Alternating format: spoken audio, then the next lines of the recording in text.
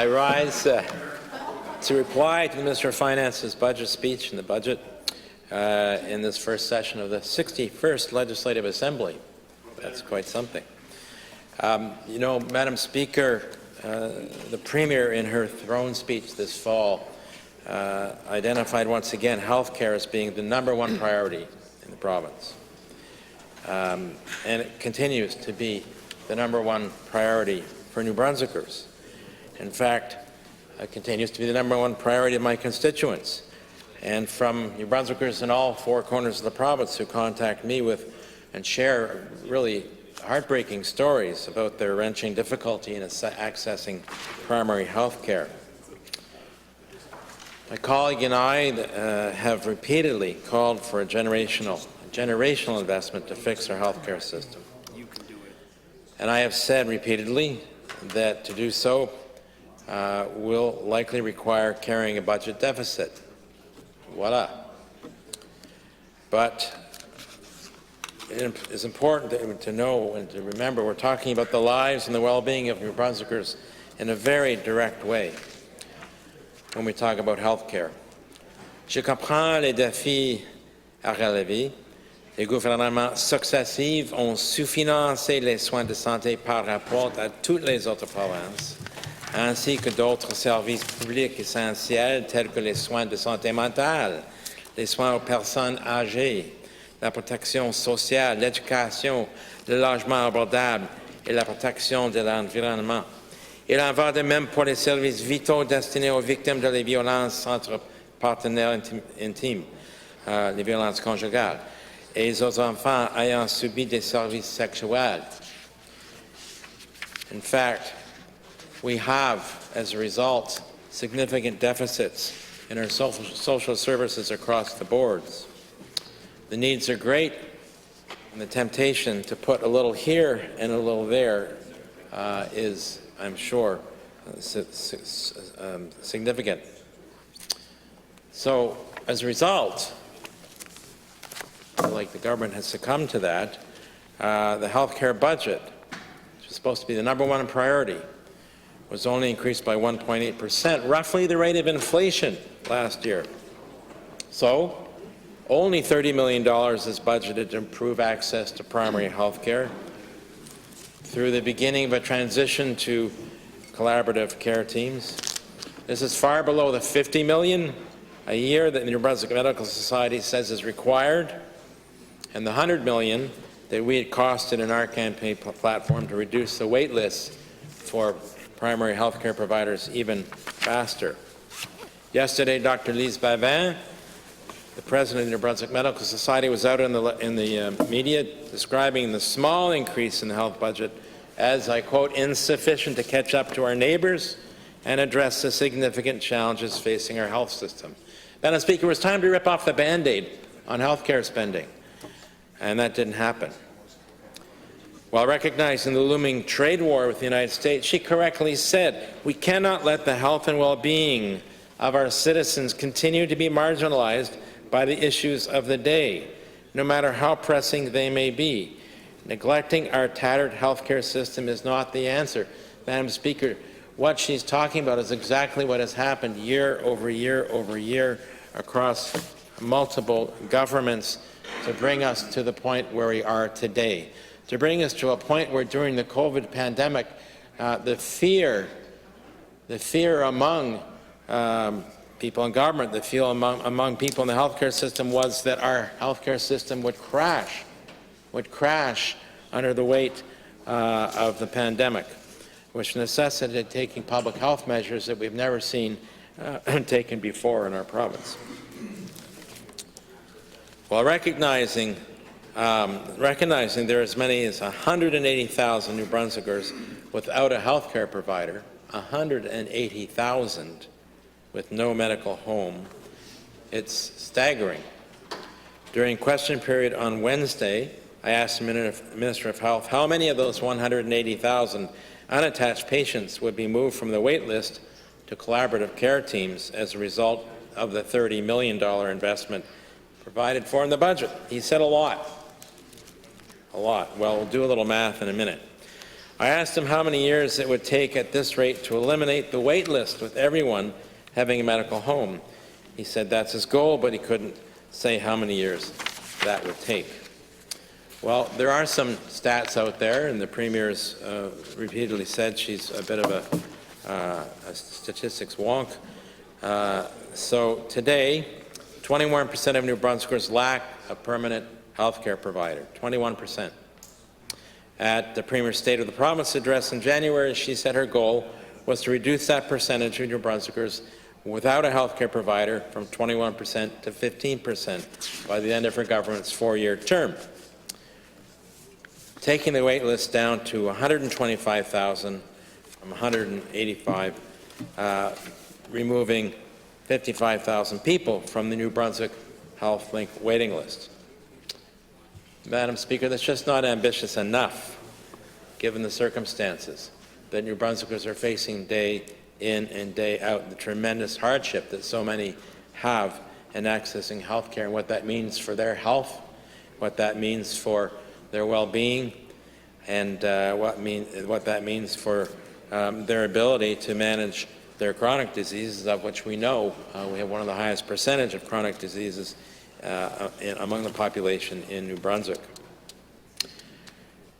The goals that have been set out would be equivalent to a net increase of 8 family doctors a year for the province over those 4 years. 8 new doctors, net doctors per year. We need to do better for New Brunswickers. Nous avons besoin d'un investissement intergénérationnel pour transformer notre système de soins de santé primaire afin que chacun dispose de son propre foyer médical. Mais 30 millions de dollars par an ne nous permettront pas d'y parvenir dans un avenir prévisible. Il existe un large consensus sur le fait que la solution consiste à transformer le système de soins de santé primaire en passant des cabinets médicaux solitaires à des équipes de soins collaboratives. Elle est soutenue par tous les partis de cette Assemblée depuis de nombreuses années, mais les progrès ont été douloureusement lents. This budget says that $30 million will be spent to establish 10 collaborative care clinics this year. So let's look at the first initiative that has been announced. Let's drill down a little bit. Horizon's North Side Community Health Centre has been serving 6,400 patients for some years. This summer, 2 part-time physicians and 2 nurses will join the team that is being transitioned to a collaborative model. Horizon estimates that this will take between 1,600 to 2,000 patients from the NB Health Link waiting list. Madam Speaker, the average patient load for a family physician in this province is 1,700, 1,700. Some have more, some have less. The creation of this first of the 10 collaborative care clinics promised for this year will be equivalent to adding 1 full-time family doctor to Fredericton. We need to do better. I recognize that at some point in the future, the collaborative care clinic that has been the Northside Community Health Centre will grow. It will grow with plans for 4.5 additional team members made up of physicians, nurse practitioners, and other health professions. But no deadline, no date when that might happen, and so no real certainty about how many more patients will be taken off the NB Health Link waitlist. Recruitment remains the limiting factor, which is why the decision to limit access to care that is provided by pharmacists is a poor one. Recruitment remains a limiting factor. Madam Speaker, the great solution, sort of patch that the former government decided to put in place, privately managed clinics by Medavie Blue Cross, called NB Health Link, has worked poorly because of recruitment problems. When they started up, there was a 5-day waiting period. Now the waiting period, if you're on the actual list to access a health care provider at NB Health Link, rather on the list waiting to get on that list, today people are waiting 5 weeks, 6 weeks, 8 weeks to get an appointment. So,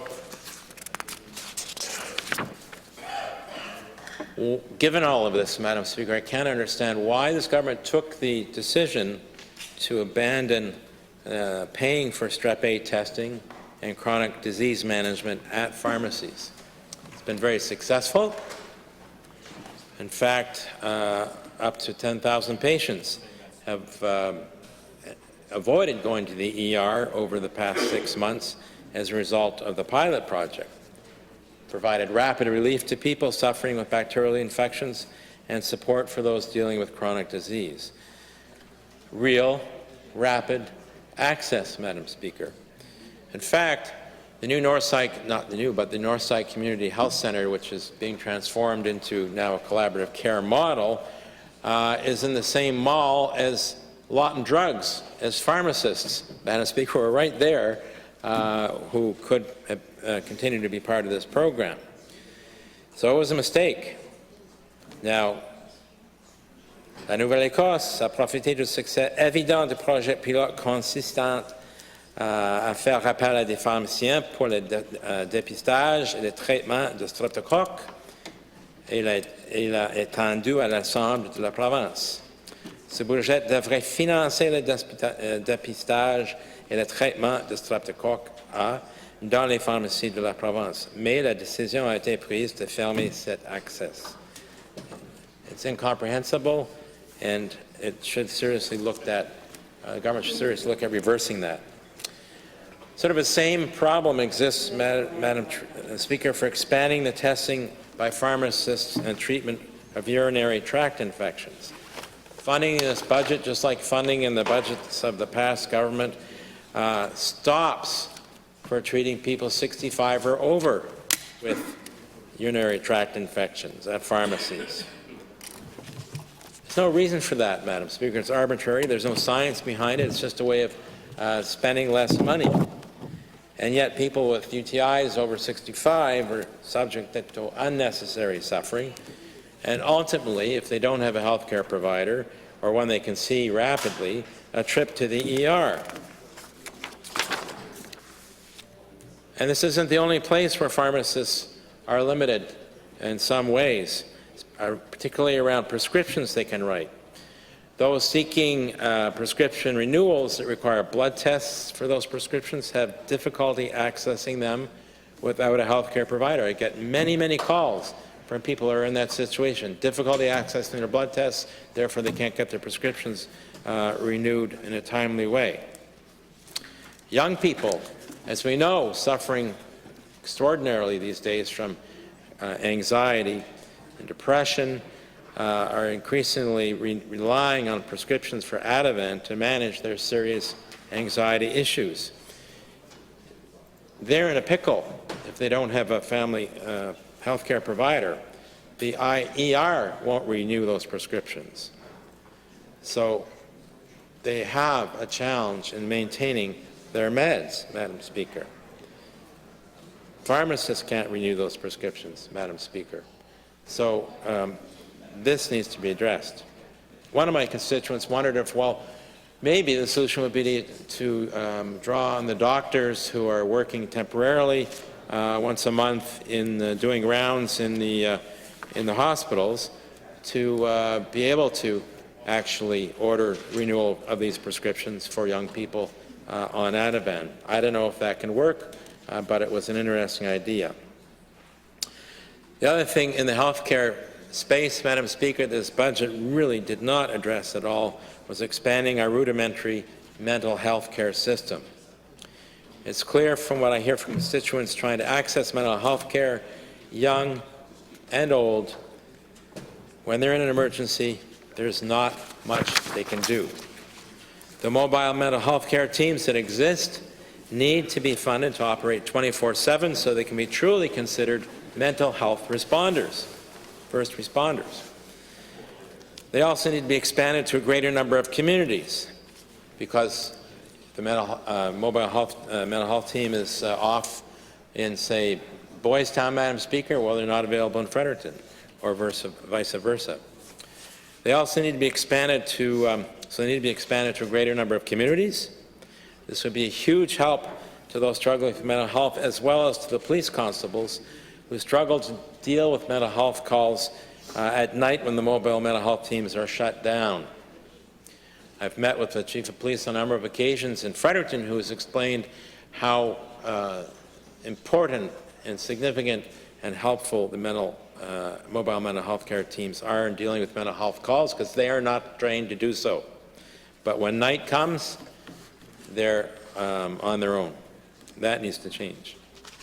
Similarly, Madam Speaker, when we're thinking about mental health emergencies, we need dedicated mental health ERs at the community mental health centers in numbers of our cities that are run by the RHAs, so people in crisis have a place to go 24/7 when they need emergency services, to divert them from having to go to the hospital ERs.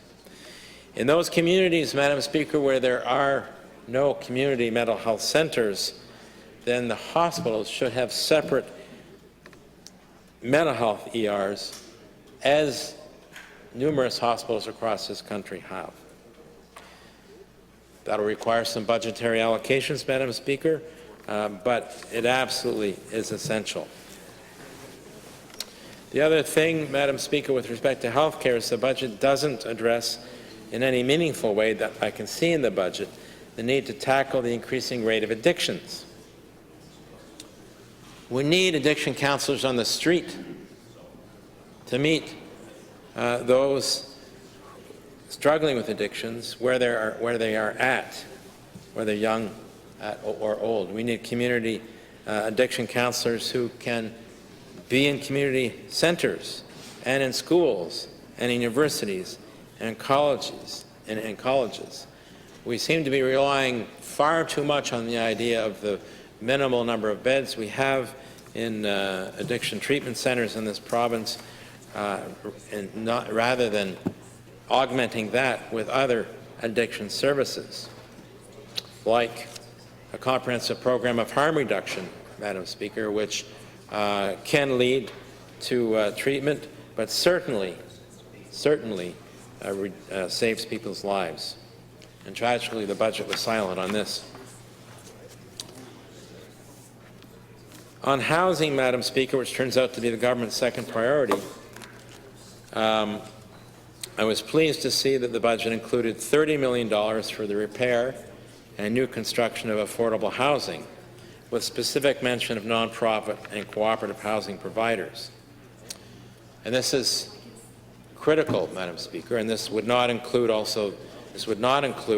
the financing that MB Housing is able to provide to nonprofits and cooperative housing providers. If we are going to solve the affordable housing crisis, Madam Speaker, we need the rapid development of non-market housing, and so that's why this emphasis is important, Madam Speaker, and that's why other changes around supporting the development of non-market housing are essential, such as ensuring that those non-market housing developers can go to MB Housing as the first source of financing, first source of loans, first source of capital financing, rather than a later source, which would make a huge difference, because surely our own province, our own provincial agency mandated to increase the supply of affordable housing should be the source of first supply of capital financing for non-market housing providers, not the later one. Well, the proof will be in the pudding when it comes to how many Brunswickers will be housed by these initiatives, and I look forward to learning more from the Minister during estimates. Je suis également heureux de constater que le budget du Bureau des relations avec les locataires et les propriétaires a reçu une augmentation de 80%. Il sera certainement nécessaire d'embaucher du personnel pour faire respecter le plafond des loyers et veiller à ce que les locataires soient protégés. While not budget-related, Madam Speaker, I hope to see further changes this fiscal year to ensure the rent cap loopholes that exist will be plugged, including those that could be plugged by tying the cap to a unit so that doesn't encourage an increase in rent evictions just to increase rents.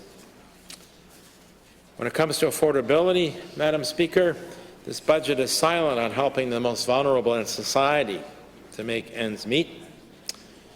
At the very minimum, I was hoping to see a $200 supplement former government announced and put in place for social assistance to be made permanent and to be tied to inflation, which I can only assume, Madam Speaker, the reason it was the former government brought it in as a supplement and not simply increase social assistance rates by $200 was to avoid having to tie it to the rate of inflation and see it increased along with the main amount of social assistance.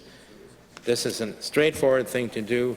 I'm hoping that we see this happen, and that needs to take place tout de suite. The province did make a commitment, Madam Speaker, to beginning to implement some form of a guaranteed livable income for those with a disability. Because as we know, those with disabilities, Madam Speaker, a large percentage of those with disabilities live in abject, deep poverty. This is a proposal our party made back in 2020, which we championed. And it's good to see that the provincial government is going to move forward on it, but I don't see anything in the budget that indicates that is going to happen this year, which is unfortunate. With respect to education, the budget makes some investments in two areas of our system that have been in dire need of an investment: support services in the public school system and early childhood education. I'd like to know, of course, exactly what's included in the doubling of the support services budget for school districts, so I look forward to finding out more in estimates about what the money, about how the money will be allocated to children and youth living with exceptional needs and trauma. But the needs are great, and it's good to see this money in the budget. L'annonce récente du gouvernement fédéral de subventionner 17 000 nouvelles places en garderie est une bonne nouvelle. Toutefois, je suis préoccupé par le fait que le budget ne semble pas prévoir d'argent pour augmenter les salaires des éducateurs de la petite enfance ou pour fournir un soutien initial aux établissements d'éducation de la petite enfance à but non lucratif et coopératif afin de garantir la capacité de créer ces places dans toute la province. Madam Speaker, economic development is the government's third priority, and of course, as we know, it's become even more important with the tariff threats coming from the President of the United States. This has once again shown that New Brunswick needs to be less dependent on exports for income by growing our domestic economy to produce goods and services we need here. We, as a province, Madam Speaker, compared to the provinces surrounding us and many others in Canada, relatively have a smaller domestic economy versus the export economy than other provinces, and we've got to fix that problem. And we can do so to grow our domestic economy by producing goods and services that we do need here, like becoming self-sufficient in food, achieving energy security with renewable sources of energy, like wind, solar, biogas, and hydrogen, not expanding the supply of fossil fuels, which no longer is tenable or safe for our children and grandchildren, given the climate crisis, given climate breakdown, given the fact we've exceeded the limits of fossil fuel production and consumption on this entire planet, Madam Speaker. So we actually have to reduce our dependence on fossil fuels and increase our dependence on renewable sources of energy, which are abundant in our province, Madam Speaker, and we have the business willpower, the business acumen, and the creative people in this province to develop a renewable energy-based economy that will be the envy of Canada, Madam Speaker. We just need the political will. Nous devons aider nos producteurs de matières premières et se diversifier pour approvisionner les marchés locaux et régionaux. Les pêcheurs de homards et leur équipage auront besoin d'aide pour faire face à la tempête. Les petites et moyennes entreprises qui ont développé leur modèle commercial sur l'exportation vers les États-Unis vont avoir besoin d'aide pour réorienter leur vente à l'intérieur du Canada. Surely, we can supply Canadians with good products and services that we produce right here that we currently haven't been supplying to them. We can expand our domestic economy by reorienting it to meet our own needs for goods and services, replacing imports and reducing our dependence on exports. A 2018 report by the Centre for Local Prosperity found that a 10% shift toward local products and services, Madam Speaker, would result in $84.6 million in new tax revenue in New Brunswick and would grow the GDP by $1.8 billion.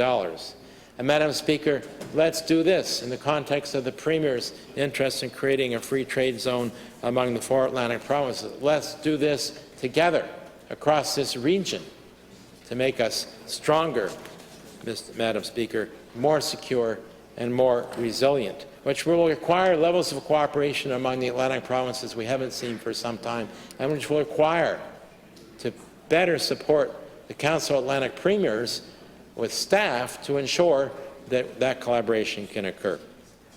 The procurement policies of the food dépôt alimentaire should be adopted by our school districts, regional health authorities, and long-term care homes. The food dépôt alimentaire, I was talking to a farmer yesterday about this actually, provides money up front to give farmers to get up front. Let me repeat that. They provide money up front to farmers. What a great idea. To give farmers the guarantee that when they plant the amount they need to plant, there will be a market for the food they produce for public institutions when harvest time comes. This brings me to the environment, Madam Speaker. Despite the environment being one of the Premier's 6 priorities outlined in the throne speech, the budget is silent on this as well. In fact, it's almost deafening. It didn't mention the environment or climate change once. With the twin crises, Madam Speaker, of climate breakdown and the deterioration of nature in our province, the degradation of our forests, and the health risks posed by chemicals in our environment, particularly to children and those with chronic health conditions, it is incomprehensible that we heard nothing about it in this budget speech. I was expecting to see increased support for home energy retrofits, a new provincial program for solar retrofits, as the Premier's throne speech had outlined.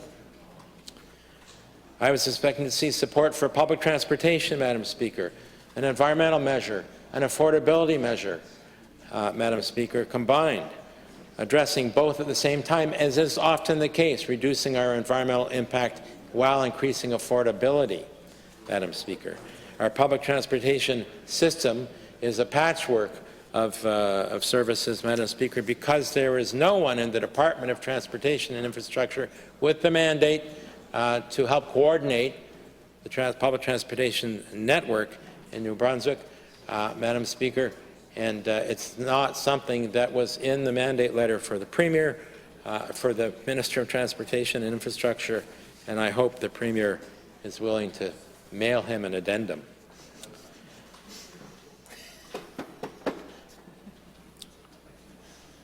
In the budget, Madam Speaker, this government has actually cut funding for the Climate Change Fund and doesn't seem to plan to spend the $40 million allocated for climate change initiatives. Of course, in order for there to be a budget for public transportation, Madam Speaker, it has to become a political priority. There has to be the political will for the Premier, and we'll continue to push for this important change in the spring session. Madam Speaker, I've recently met with both Via Rail and CN, and there is a way forward, Madam Speaker, for not only restoring the crappy rail service we've got now between Campbellton and Sackville, but expanding it to create commuter services, between North and South and between our major cities, Madam Speaker, starting with St. John to Moncton.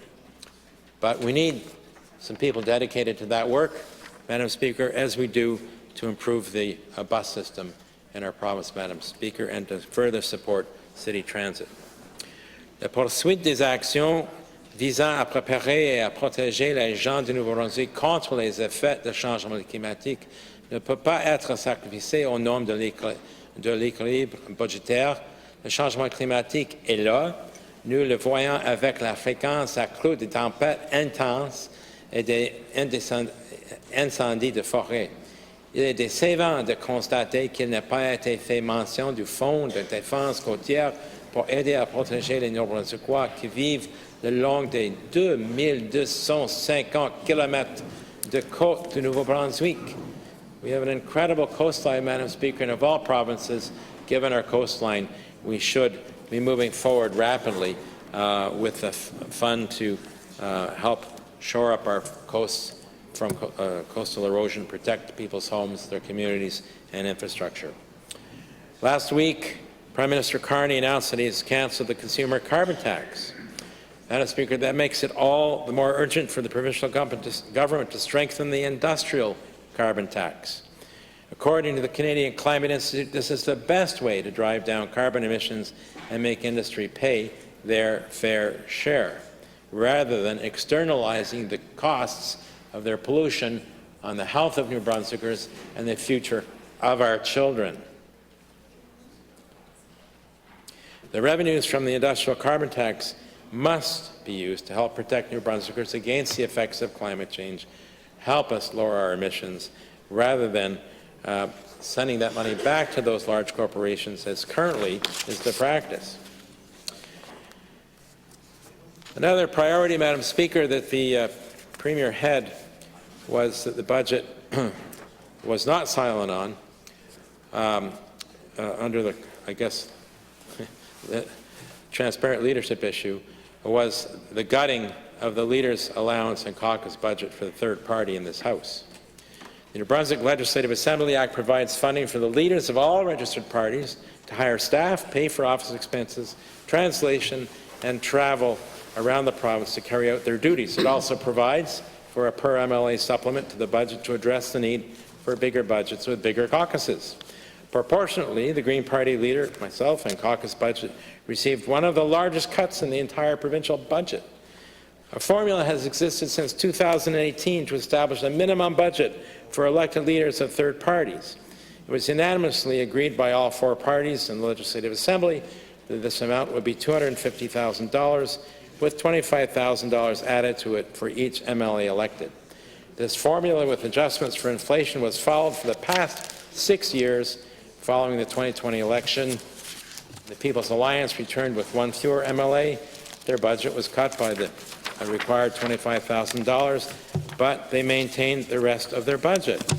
Following last October's election, the Green Caucus budget, coming back with one fewer MLA, was reduced according to the formula by $25,000. But rather than maintaining the rest of our budget, the Liberal government abandoned the formula, cut our budget by $150,000, or 40%, while increasing the government member's office budget by a similar amount. Madam Speaker, this is simply anti-democratic, and it's unacceptable. There's been much talk about proportionality around the Legislative Assembly these days, Madam Speaker, proportional budgets and proportional time allocation of the legislature. What's not proportional in this House, Madam Speaker, is the number of seats we hold.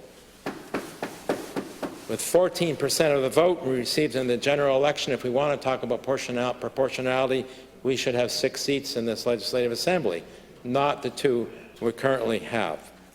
A commitment to mixed-member proportional electoral reform would ensure that the composition of this House is proportionate to the votes cast by New Brunswickers. Madam Speaker, the budget does include a number of good initiatives that are long overdue, and I want to highlight a few of these. $1.9 million for IVF treatments, $2 million to finally implement a dementia strategy, which was first committed to by Brian Gallant in 2017. $8.7 million to implement the Child-Centered Approach and Child and Youth Wellbeing Act, which was unanimously adopted by this House in 2022. $4.7 million for wraparound services, much needed for supportive housing.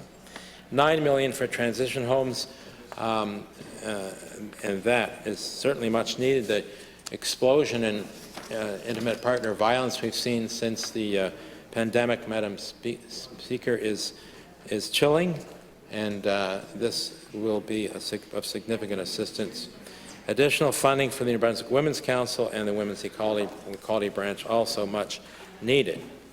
However, there remain areas that have been left completely unaddressed by this budget. DTI's maintenance budget has been reduced inexplicably, Madam Speaker, despite the terrible quality of our roads. Le budget du tourisme a été réduit alors que nous avons la possibilité d'attirer des touristes canadiens qui annulent leur projet de voyage aux États-Unis et des touristes américains qui veulent dépenser de l'argent au Canada. Un manque de financement pour la mise en œuvre de la réforme fiscale dont nos municipalités ont désespérément besoin pour répondre aux besoins de leurs citoyens et réduire la dépendance à l'égard de l'impôt foncier. A status quo post-secondary education and training and labor budget, despite the challenges that New Brunswick workers will face in the coming year, a social development budget that has not been increased enough to meet the immense needs of increasing poverty in this province. No one would call this budget bold, Madam Speaker. It has a light sprinkling of new money over some of the important priorities the Premier outlined in her speech from the throne, but certainly not all. Notably, it contains, however, a commitment to transformational change in government, which we need. I've been talking about restructuring government over a number of election cycles. It's time, in fact, to restructure the management of public services that puts more decision-making power at the local level and effectively connects the existing silos in government into a dynamic network to serve New Brunswickers. La restructuration du gouvernement doit être abordée sous l'angle de l'administration publique et non sous celui de l'administration des affaires. C'est ce que Louis Robichaud a fait si efficacement lorsqu'il a été élu pour la première fois afin d'apporter le changement sur lequel il avait fait campagne. Absolutely transformed things in New Brunswick, but he had to transform the public service to do that. And a similar transformation of our public service is required today. We need an interconnected, creative, and nimble government, which means reducing the unnecessary layers of management, properly supporting the frontline workers, decentralizing decision-making informed by dynamic policy teams, and improving administrative practices at the top. And, Madam Speaker, we could save a bucketful of money by training and enabling our public servants to use artificial intelligence in their work, so we don't have to, every time we turn around, hire a third-party consulting company outside of government to do the work that public servants can do, especially now with the technology that AI provides, that public servants, in the course of their job, can deliver considerable amount of the work that currently is contracted out to third parties. Let's do it. It's the 21st century. It's technology that we need to understand, we need to adopt for the good it can do, and put in place the guardrails and the safeguards to ensure we're protected against the bad that it can do. The province of Ontario, Madam Speaker, let's talk about Premier Envy here a little bit maybe. The province of Ontario is the only province who has comprehensively moved in this direction, and we need to head that way too. We're a small province, and this would even make a bigger impact on the ability of our public servants to deliver for New Brunswickers across the board, Madam Speaker. So, will this budget benefit New Brunswickers, Madam Speaker, in the end? Of course it will. Of course it will. You can see that in the budget. But it fails to address people's #1 priority, fixing the health care system with the urgency and money needed, Madam Speaker. And for that reason, it's a problematic budget. For that reason, Madam Speaker, it really did not deliver what New Brunswickers are expecting it to deliver on their #1 priority, and that is to make a huge leap forward in addressing their need to access health care when they need it, where they need it. Thank you, Madam Speaker. Merci, Madame la Présidente.